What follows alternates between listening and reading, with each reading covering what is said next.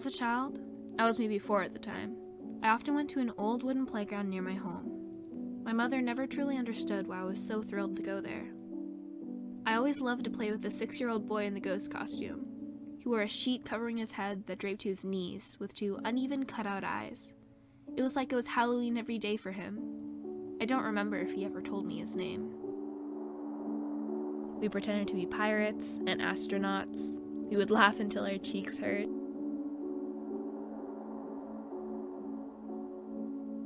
He was my best friend, my partner in crime. We ran about and played for hours until my mom told me it was time to come home.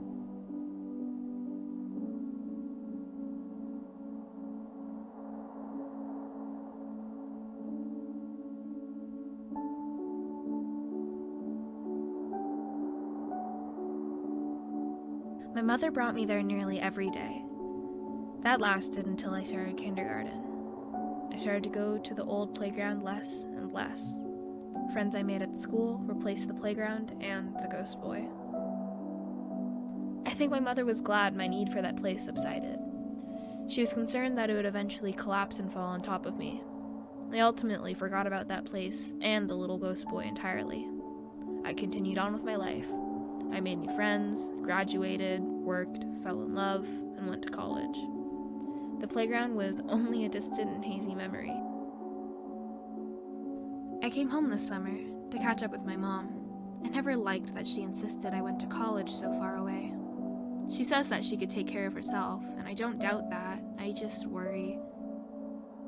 We talked about silly things I did as a child. We flipped through albums of old photos, all the silly memories and sickly sweet years of the past coming back to me.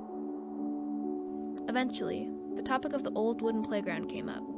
She laughed about how I would be so content playing alone, and how I had said goodbye to the playground when I left. That's not how I remember it. The school break is ending soon, so I pack my things, ready for the flight home. Though, before I go, I decide to have one last stop before I'm off for college. I have to visit the home of my fondest childhood memories. So, I start my short walk to the old wooden playground. I sat on the swings for a while until a little boy in a ghost costume came up to me.